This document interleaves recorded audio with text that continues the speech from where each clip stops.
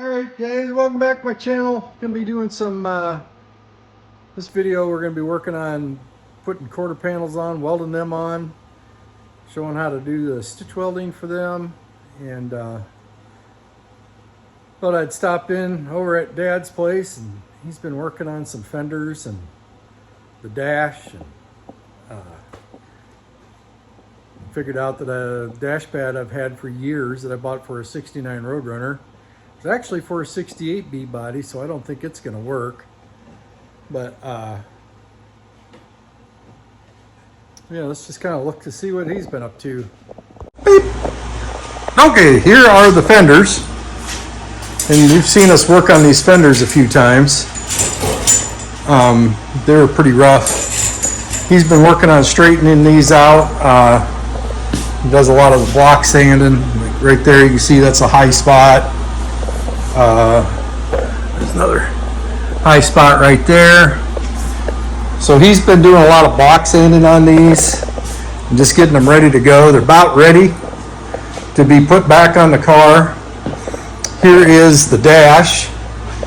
I don't know if we showed this dash before, but it was pretty rusty, and he bead blasted it. What'd you use? You used walnuts, right? No, it was I'm not sure what it was. I thought it was walnut. Call it. No, I thought it was walnut, but no. This is it here.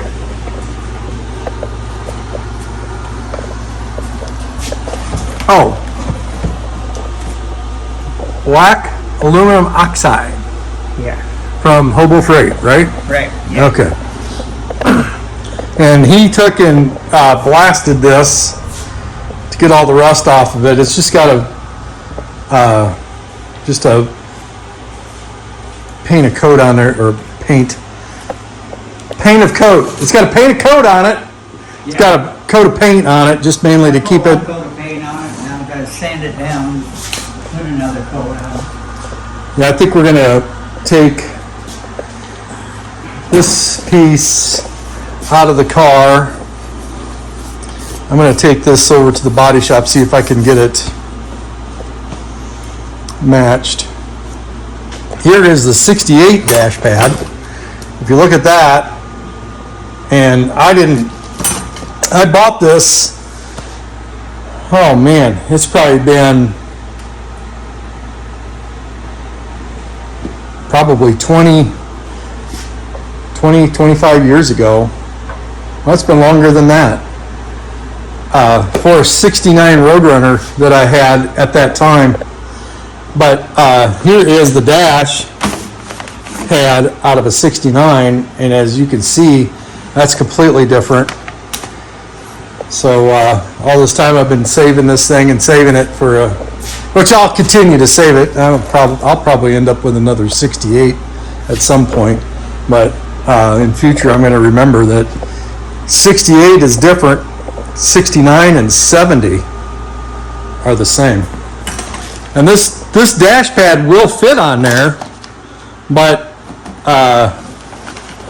it does not fit. It's a little different. Yeah, it does not fit perfect. And it's just different enough that I really think it's probably shrunk a little bit. oh, it could have shrunk, but it's still not right, because this comes up over footer on there. I mean, could you use it if we really needed to? Probably, but I think I would rather just spend the money and have the right one. This one here, going to repair this one. Yeah, And use it. this one here, we're going to have a guy locally repair it. We've already talked to him a little bit, because you cannot buy the pads, these pads that go around here, for a non-rally dash that I can find anywhere, remade. If you guys know where you can get them remade, I'd be very interested. So leave me a comment down below, and I'll look into it. But all the Google searches, I can find rally dashes all day long, but not this. Got a bag of parts off the dash. Probably need to look at all that stuff to see what. This ashtray. I got an ashtray somewhere, but I thought these ashtrays had a cover on them too. This one did not, huh? No. Yeah, these ashtrays are supposed to. It did not. They're supposed to have a cover on them. This is what I'm wanting to see. How bad these are. There's only one of these. There should be two. What's in there is what I took Yeah. off.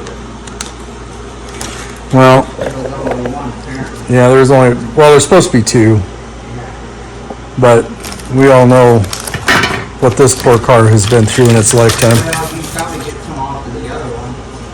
Maybe. I'll have to look. See if they're any good. Huh.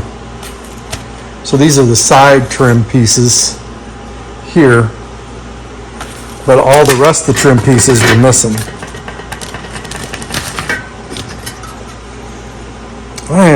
Yeah, this had to have a pad on it. Maybe it was, I'll have to, I think it's metal, but there's something over it because I know the Super B has got like a little handle on it. You just pull it and boop. Well, the 68 RT's got that for sure. I'd have to go look at the Super B. I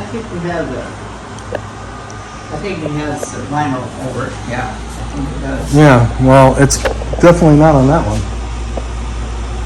So, RT dash is a little bit different. I mean, I should say the trim is different. well, this dash is actually out of an RT. Is it really? Yeah, this is I'm a, talking about the trim looks different. Because I went over and, oh, the 68 trim is different. Yeah.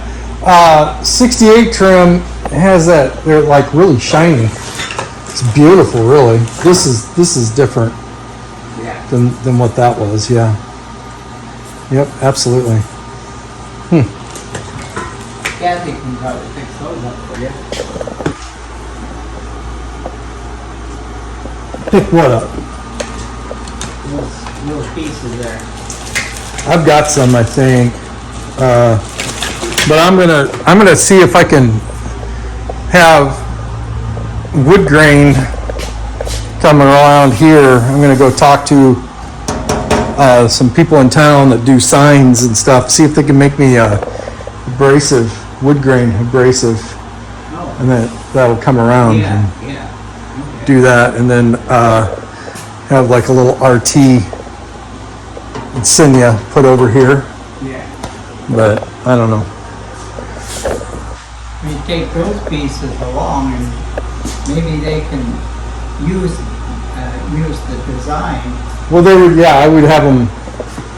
I'm going to take the whole dash pieces out of Yeah, one of the cars and see, because they're going to have to make it to match that right, yeah. area. Well, I suppose I should probably box this thing back up, take it home, see if anybody needs a 68 dash, Yeah, 68 dash pad. yeah, Put it on Evil Bay. yeah.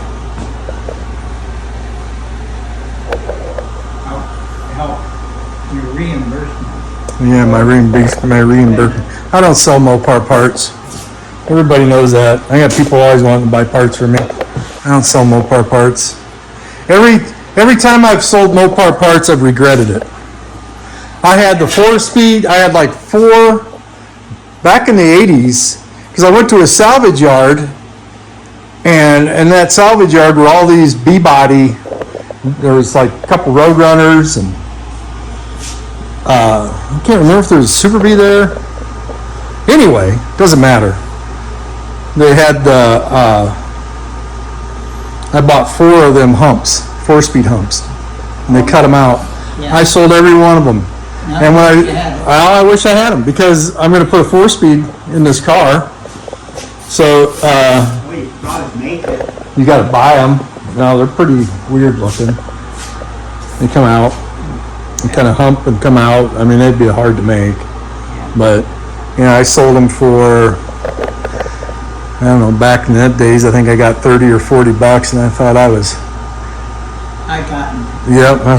making her big bucks. Making the big bucks, but no. Now I regret it. I had all the dash pieces for this Yeah. at one time. Pulled that out of a RT that was sitting in a salvage yard years ago.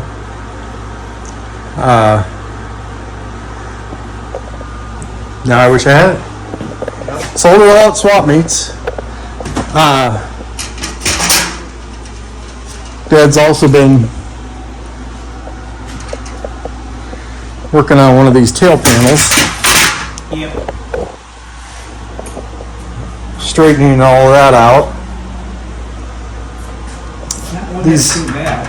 These lights, I wish these center lenses, I wish they would remake those, but I understand why they don't. I mean, they're only, I'm thinking about taking that one center lens that I have and going down to the guy that does the fiberglass Yeah. and see if he can make me a few of them. Yeah. I'll have to pay for the jig, but once I pay for it, it's mine, so Yeah. there's always that. Well, yeah, you know what they're going to be making of Well, we'll probably build more than one of these. Yeah. So that's what Dad's been up to at his place. I'm getting excited. We got to scrape all this undercoating off these fenders and that whole car, but hopefully get some welding done on the floor on the bottom of that car. Get the weather or the undercoating stripped off of it and start laying some paint on the bottom. Yeah. And then once we got that done, then we can start bringing these fenders over, putting that together. And then we got to make sure we drill all the holes for the back panel and all the holes in the body. I mean, we don't want to do any of that after we paint it. We want to do all that before we paint it. Right. But yeah, it's starting to come together. We'll have to check and see. I straightened that dash out and I just wondering if it's exactly This looks pretty good. This here was bent pretty bad. pretty bad, right? Yeah. And it looks really well. I think we can make it work. I don't know, it looked like somebody, you know what, Dad? Right. Okay, this is for the reverse light. This is something somebody put in there, or is this for, I wonder if this thing had a reverb system, but I thought the reverbs were up here. On that 69 Super B, had a reverb system. Yeah. Was that on the bottom of the dash, or? I don't remember now. I think it was. I think it was down somewhere, It was down in that area. because I can remember playing with it.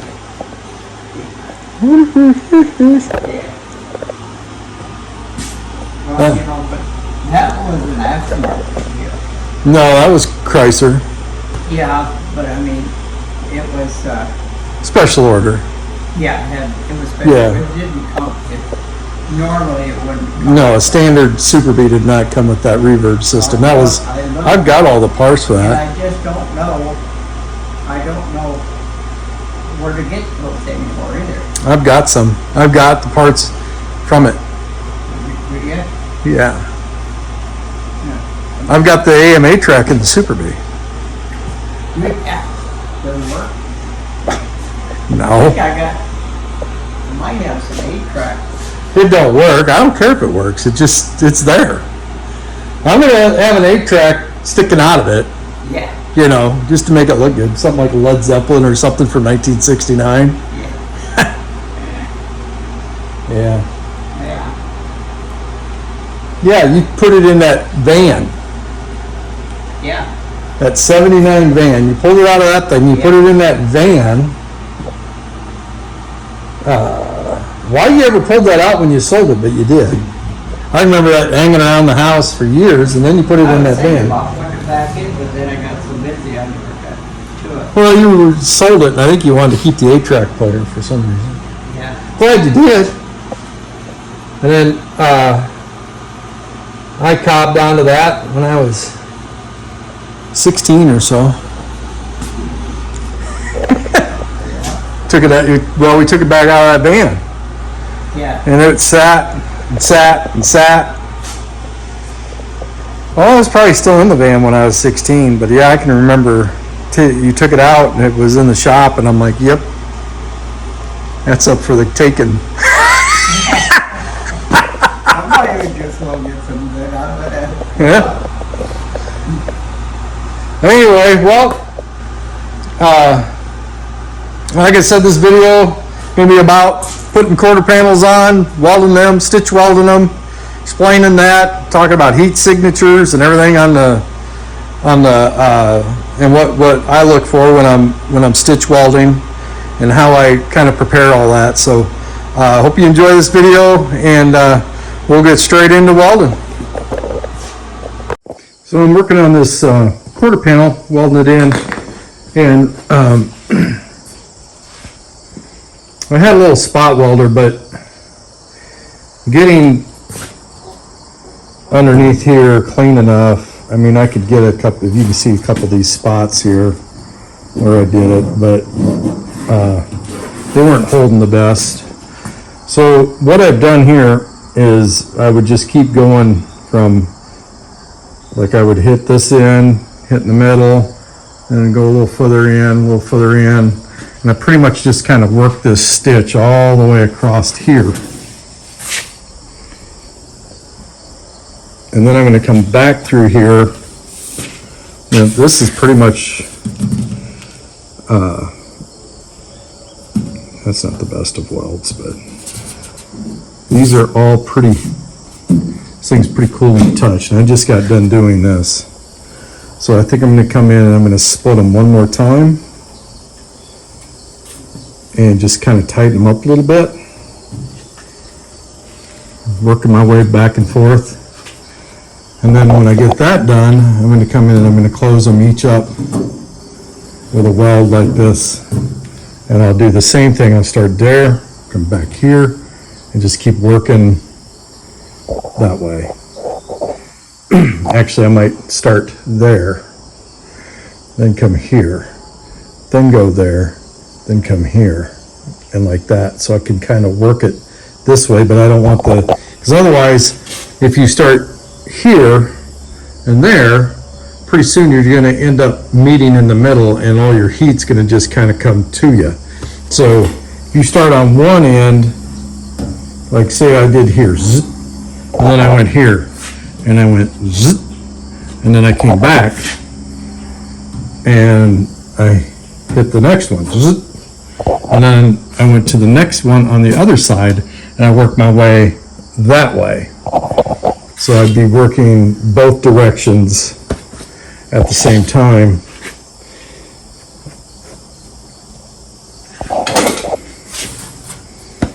Yeah, that's how I think I'm going to do it. So I'm going to come back through and tighten these up just a little bit more. You don't want much. If you look at this, you can see your heat signature right here. You don't want this heat signature getting too far out, because if you do, you're going to end up warping this, and you don't want it to warp. So basically, it's like you hit it, bzzz, done. And I'll kind of show you how I'm doing that. I just kind of wanted to work this in a little bit, get it tight, so I didn't have to keep moving the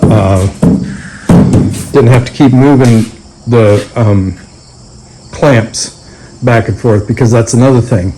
You need to keep clamping. So like you clamp here, here, and here. So here, here, and here. And you get these two really close together and you put a spot weld. And then you'll move this one down in between the two and you put another spot weld. You see what I'm saying? So you gotta keep these clamps, so you're keeping this part and this part close together. You want that to be tight as you can. So I'll kind of demonstrate on what I'm doing here. Hopefully you can see it. I know it's going to be tough.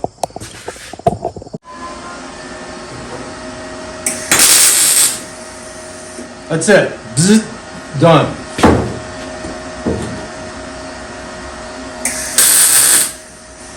Done.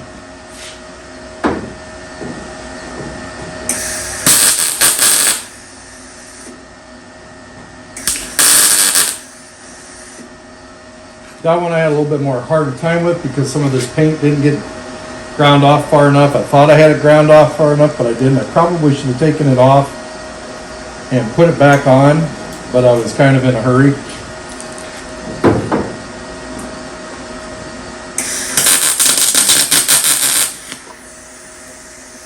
Alright, that one really slipped.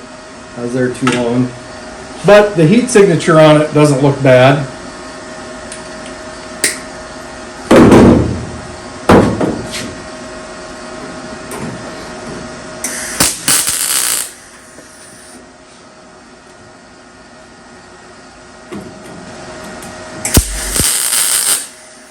And some of these are closer than what others are.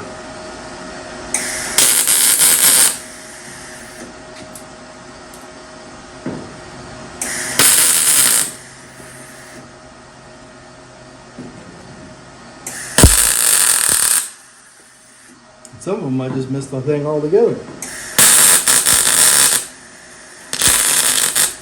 Okay, I'm going to leave that one alone for a while. So that one, if you look at it, I mean the heat signature still isn't too bad, but it definitely got out there a little further, mainly because I missed the panel altogether.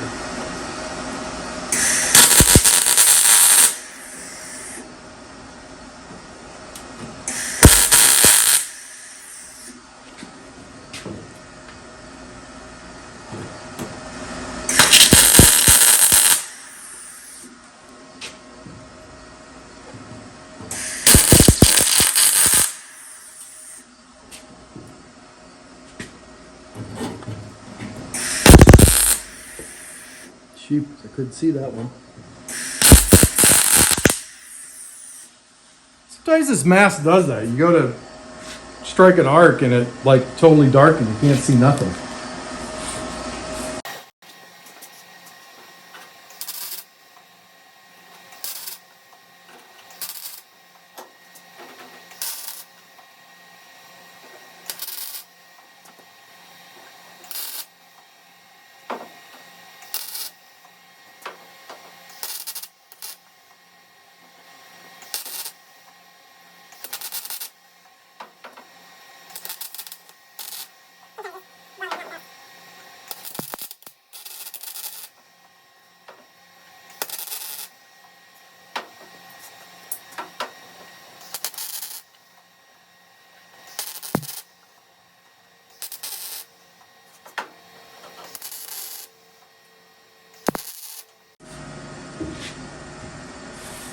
The whole time I could come out here and put my hand across pretty much all this. It's warm right there where I just got done welding, but the rest of it is doing good. So the heat is dissipating well. Look at a low spot right there.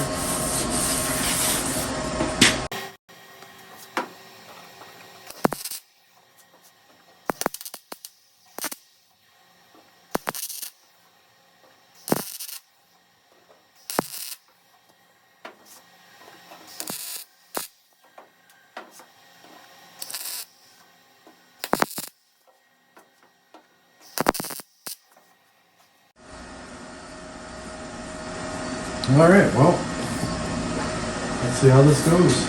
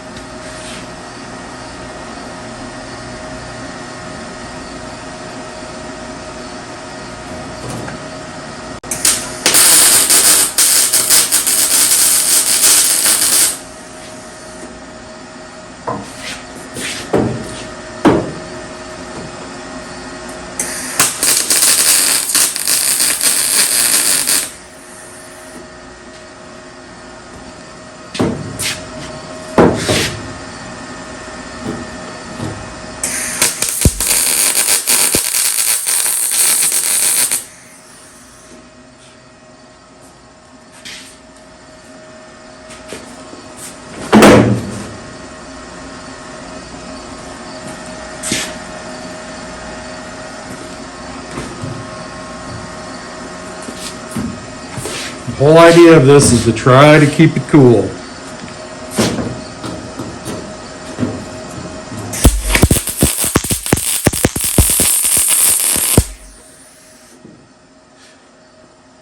Which makes no sense considering you're welding it, but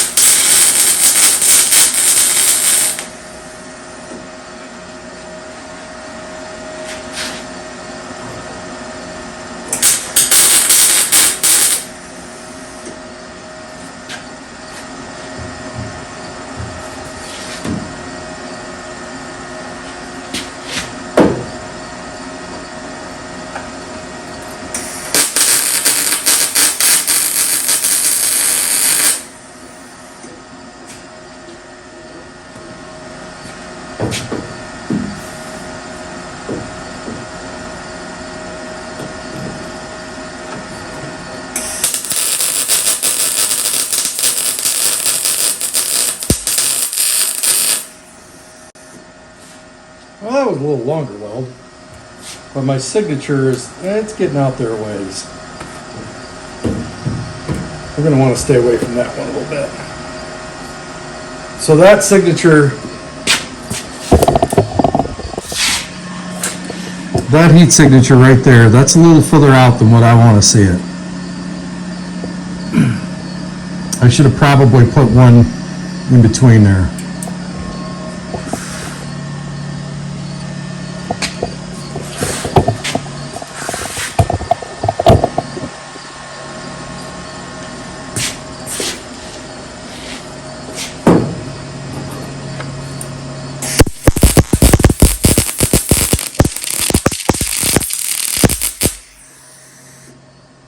That one acted like I was losing my argon.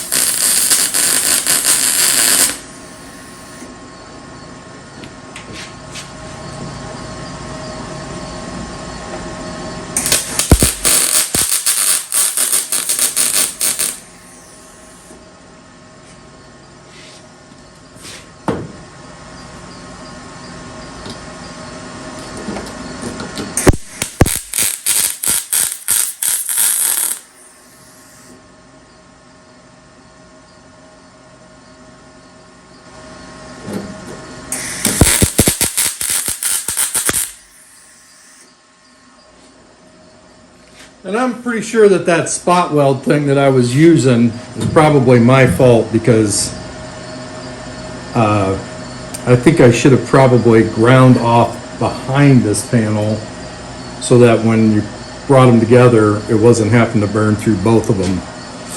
And I am going to try that on the other side and see if I can get it to work. I'm just going to try that different. I've never used one before, so I really wasn't sure how they were going to work.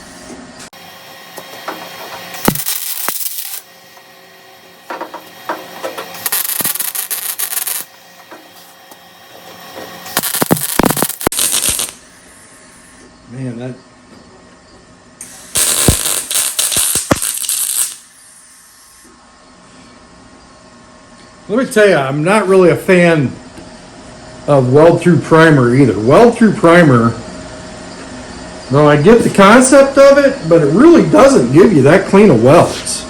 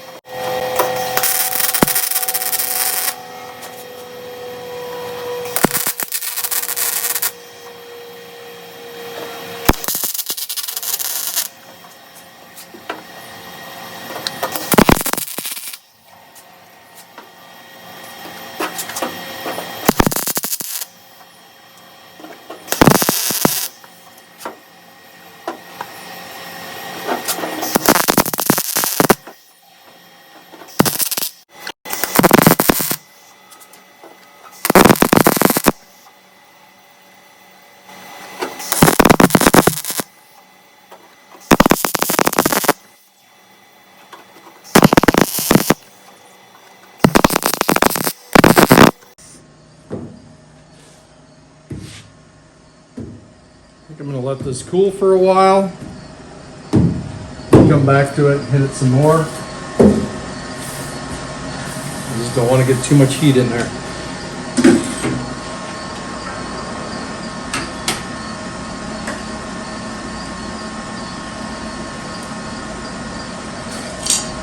When it comes to this, patience is a virtue.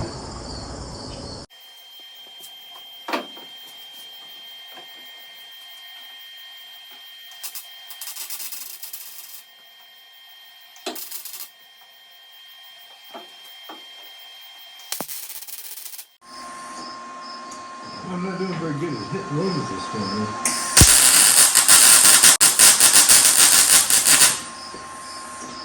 Here we go.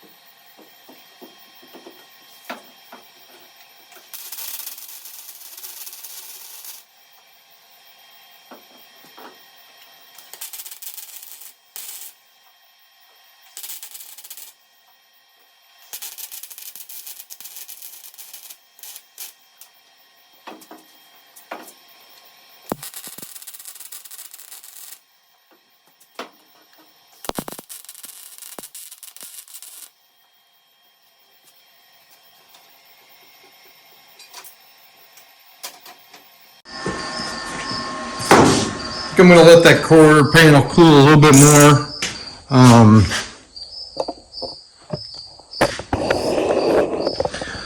I was looking at this piece here, and it looks to me like we need to cut this, like right here, and fold it over.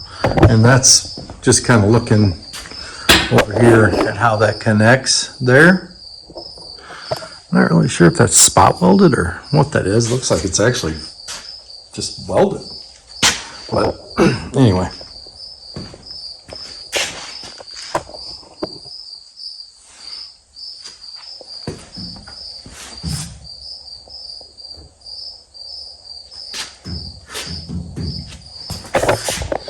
I'm looking at this.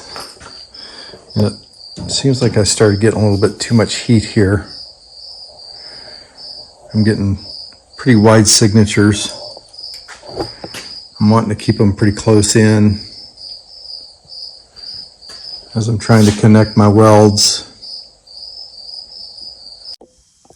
I'm going to cut this video here on this passenger side before I go over to the driver's side. There's just a lot to do on the driver's side. This video, I really kind of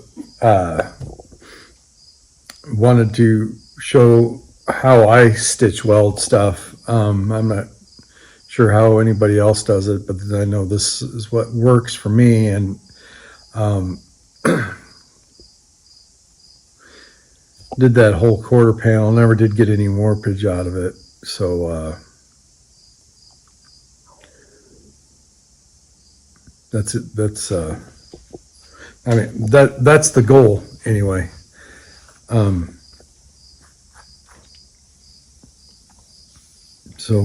Yeah, I'm just gonna go ahead and kind of cut this video here. And I didn't fast forward through a lot of it because I wanted, I thought it was important to have like almost like the timing of it on how long I actually leave the welder, you know, on there for, you know, to stitch it, and how long I do it before I go to the next area. And I thought that was kind of important. So I did fast forward it through or speed it up towards the end there. But there, for a while there, I was making it so that it was in real time. And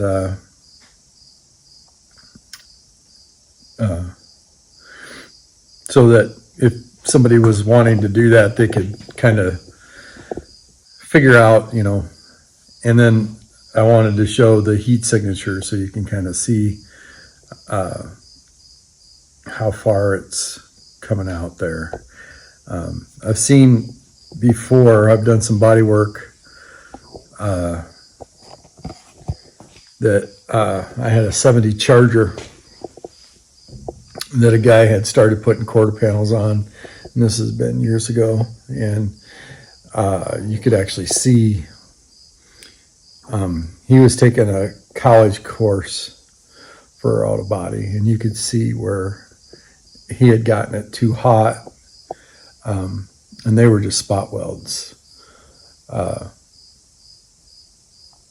And when I bought the car, you could see it was like warped in, and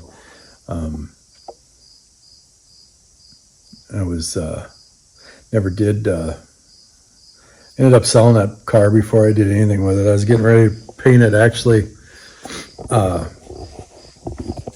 plum crazy purple, and it's back when I was in high school still. And so we're talking middle 80s. It was just a Charger 500, 70 Charger 500, and I wasn't the 70 is probably my least favorite of this second generation Charger, I guess. And I'd owned couple 69 RTs and everything like that. And this was a 383 two-barrel car and a Charger 500, 70 Charger 500. So it wasn't nothing rare. It was that by 1970, it was just a package, basically, and it wasn't like a performance thing like it was in 69, and it wasn't that it was that rare, you know. 383 two-barrel car, automatic on the floor, did have the rally dash with the tick-tock-tack in it, you know. But to me, the car wasn't so much what I wanted. It was more of what somebody else wanted, you know. I didn't think it was should we say, a muscle car. I know that everybody's going to say, oh, second generation Charger, that's definitely a muscle car. But to me, a muscle car is a big block car, and which that was. I mean, it was 383, but it had a two-barrel instead of a four-barrel. It wasn't an HP motor.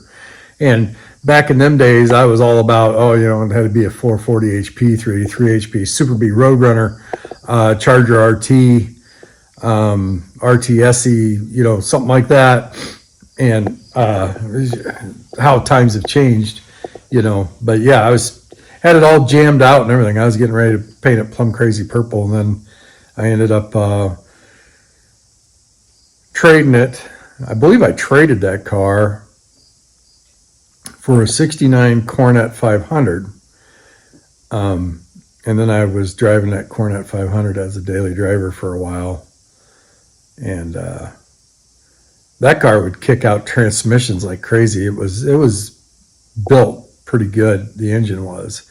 And I think the rear end gears were a little high for it, and it didn't have a stall converter or a big enough stall converter in it. And you'd get on it and it'd take out transmission. I can remember, I don't think I had the car even a month and transmission went out. Got the transmission repaired. Ended up selling that car to a guy, and I told him when I sold it to him, I said, you know, you gotta be kind of careful. This thing will take out transmissions. It's so he his kid actually got a hold of the car one night and took it out, and sure enough, he took out the transmission. But it was a fast car. I mean, don't get me wrong, it was fast, but it would, if you didn't know what you were doing and you were out hot rodding it, and it would smoke transmission. I think it was board 60 over, 440. No, that was it a 4? I think it was a 383 car, actually. 383 car board 60 over. But yeah, I wish I had that car back. That car was so cool. Beautiful car. In fact, I put a picture of that car right here.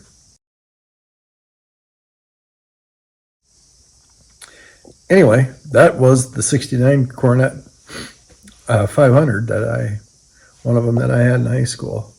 I had a lot of cars. I'd buy them, fix them up, sell them.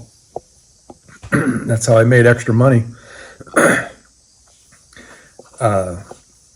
That and street racing, made money street racing.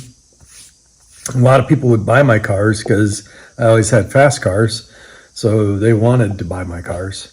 But anyway, enough about all that. We'll at that we'll let you go, and hopefully you enjoyed this video and kind of learn a little bit about stitch welding and how I do it anyway. And I'm not saying that how anybody else does it differently is wrong. I mean, there's one thing I learned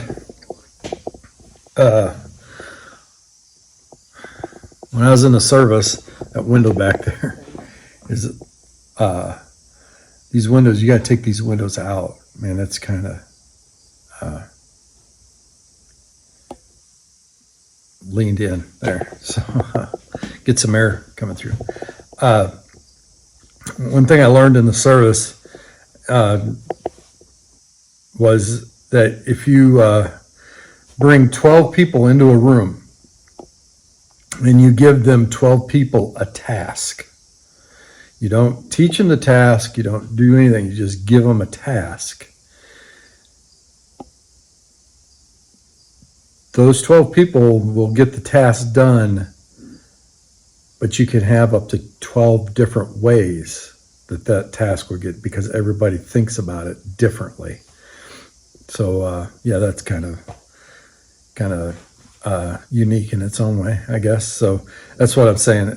Just because that's the way I do it doesn't mean that that's the only way to do it. And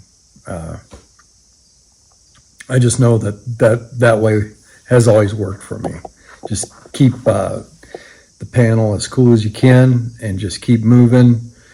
And sometimes you got to walk away from it and let it cool down. And it is tedious. It does take, you cannot get in a hurry when you're trying to stitch weld. Just cannot do it. It'll come back to bite you if you do. That's one thing about body work. Body work, I myself actually like mechanic work better than body work. Body work, it takes so long to make it even start to look like you're making progress. And mechanic work, you know, you can tear an engine down and put it back together and everything and then get it running, and you can see it, it's faster. It's a faster turnaround. Body work takes a lot of patience, and it's very methodical, I guess. That's how I would say it. But, and I'm not saying I don't enjoy body work, because I do. I love doing this. But I like doing auto mechanics better.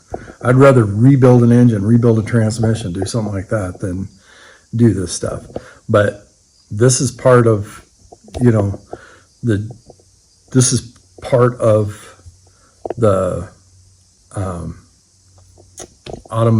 classic automotive lifestyle, I guess, is you just got to learn to do this stuff, or else you're paying somebody else to do it. And I don't have the money to pay somebody else to do it, so therefore I learn. And I think that's how a lot of us got into it. That's how we, you know, we didn't have the money to pay people to do it, so you just did it and you learned how to do it. I didn't go to school and get taught. I mean, yeah, I grew up with a guy that taught me, you know, a lot, but I mean, you know, I had that, which a lot of people don't even have that. But yeah, I mean, you talk to these car guys that do this stuff in their garage, kind of like me, they're doing it because they had to figure it out, because they don't have the money to pay somebody to do it. I mean, I don't have $100,000 to go pay Mark Warman to build me a car. He had to figure it out somehow.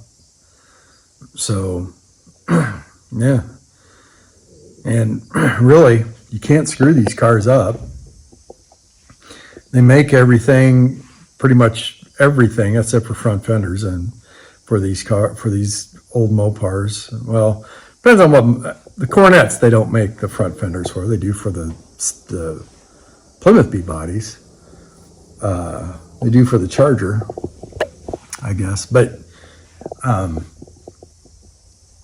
yeah, just start doing it, and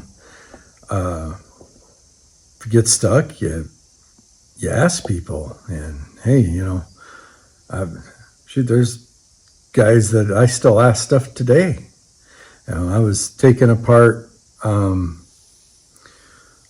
lower control arm, trying to get them off this car, and I put it on Facebook. I'm like, what? This thing's spinning on me.